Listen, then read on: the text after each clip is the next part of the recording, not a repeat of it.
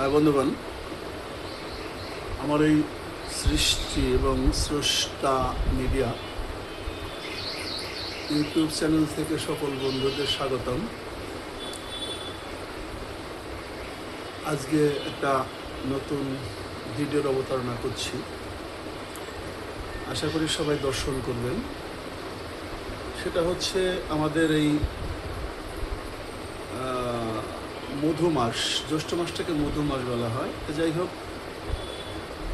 যারা আমার এই চ্যানেলটিকে সাবস্ক্রাইব করেছেন সকলকে ধন্যবাদ, এবং যারা এখনও সাবস্ক্রাইব করেননি তারা একটু সাবস্ক্রাইব করে বেল বটনটা বাজিয়ে দেবেন এবং লাইক কমেন্ট শেয়ার করবেন, যাতে নতুন নতুন ভিডিওগুলো আপনি পেতে পারেন।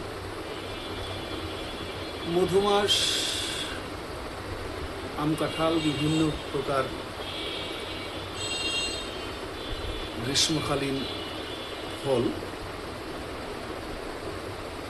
এই বিষয়টা নিয়ে অনেকেই আত্মীয় স্বজনের বাড়িতে আসে। বাঙ্গি, তরমুজ, বিভিন্ন রকম একটা আসলে ফলের সমাহার এই সময়টা। আবার এই সময়ে বিভিন্ন গুরুপাঠে গুরুদেবগণ আম দুধের আয়োজনও করে থাকেন।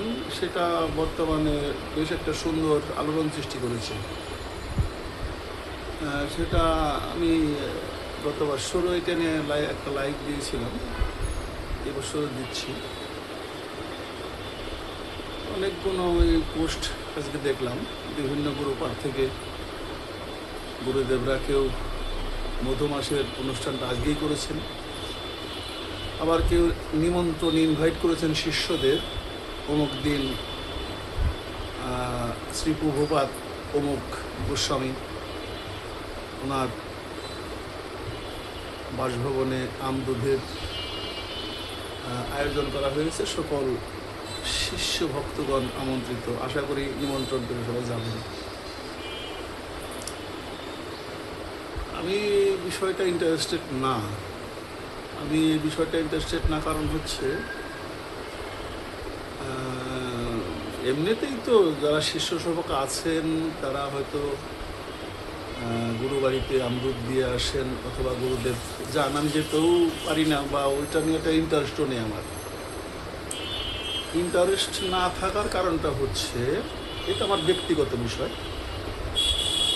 সেটা হচ্ছে আমার অনেক শিষ্যরা আছে দরিদ্র, আবার অনেকে আছে কর্মব্যস্ত।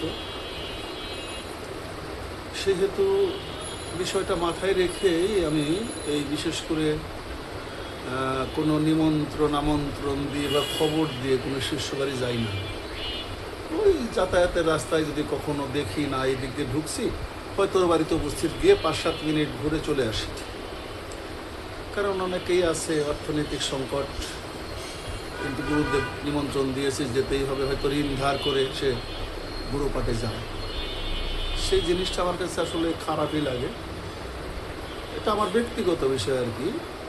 যেহেতু গুরুদেব নিমন্ত্রণ করেছে, তাহলে যেতেই হবে। সেই জন্যে মানে এই বিষয়টা আমাকে উদ্বুদ্ধ করে না। আমার কাছে যেন কষ্ট লাগে যে আমি যে বলবো ওদের আসতে, ওরা হয়তো কর্মবাদ দিয়ে আসবে, অথবা ওদের কাছে অর্থনৈতিক সংকট থাকতে পারে, হয়তোবা ঋণ ধার করেই হয়তোবা গুরুপাঠে আসবে। এই বিষয়টা মাথায় রেখে আসলেই আমি প্রোগ্রামটা মাথায় নেই না। তবে কোনো একদিন হয়তোবা 1 বছর করব, তবে খুব তাড়াতাড়ি করার মতন ইচ্ছা মানসিকতা নেই, কারণ এই জিনিসগুলো বেশি তাড়া করে আমাকে। যেমন আমি যদি অর্থনৈতিক সংকটে থাকি, তখন কিন্তু আমার গুরুপাঠ থেকে যদি আমাকে এরকম একটা মেসেজ দেওয়া হয়, তাহলে কিন্তু সেখানে যেমনি করে হোক, যত কষ্টই হোক, আমাকে কিন্তু যেতে হবে। আমি এই নিজেকে দিয়ে কিন্তু সেটাও উপলব্ধি করি। আর আমি কোনোদিনই কোনো শিষ্য বাড়িতে কোনো খবর দিয়ে যাই না বিনা কারণে, যে বেড়াতেও যাবো, বছরে 1 দিনও না। যাই, হয়তো ওই এলাকায় ঢুকেছি কোনো একটা প্রোগ্রামে বা কোনো একটা কাজে, হয়তো উপস্থিত ক্ষেত্রে গিয়ে ঢুকলাম, কেমন আছিস, ভালো আছি, হয়তো বেশি হলে 1 কাপ রং চা, একটু পানি, এই যথেষ্ট। কারণ আমি চাই ওরা ভালো থাক, ওরা সুখে থাক।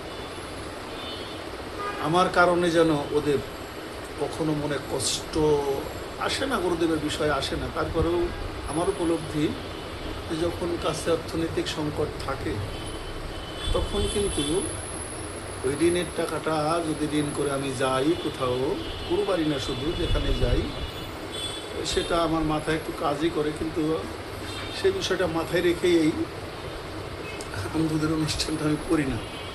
তো যাই হোক, যে গুরুদেবরা করেন সবাইকে ধন্যবাদ। তবুও শিষ্যদের নিয়ে আমরা আনন্দ করছেন এবং শিষ্যরাও গুরুপাঠে গুরুর বাড়িতে গিয়ে সেই বৃন্দাবনের ধুলা তরঙ্গে লেপন করছেন।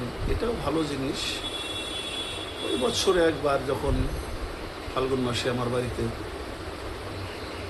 আমার গোবিন্দের, রাধা গোবিন্দের যে উৎসবটা হয়, নাম সংকীর্তন, লীলা কীর্তন, ভাগবত, মারিক, কালী পূজা, তখন ওদের নিমন্ত্রণ করি। তোরা আসিস, এসে আমি যেভাবেই জুটিয়েছি এসে একটু প্রসাদ নিয়ে যাস, একটু শ্রবণ করে যাস, এটুকু ওদের নিমন্ত্রণ দিই। এটা যে মধুমাস সকলেরই সুন্দর সময় কাটুক, মধুময় জীবন হোক, সেই প্রত্যাশা নিয়ে সবার জন্য শুভকামনা রইল, সকল গুরুদের জন্য শুভকামনা রইল এবং সকল শিষ্যদের জন্য কল্যাণ কামনা রইল। আশা করি সবাই ভালো থাকবেন, সুন্দর থাকবেন। আবার হয়তো কোনো একটা সময় দেখা হবে। ভালো লাগলে অবশ্যই একটু আঙুলের টাচ দিয়ে সাবস্ক্রাইবটা করে যাবেন এবং বেল বাটনটা বাজিয়ে দেবেন। ধন্যবাদ। জয় শ্রীকৃষ্ণ।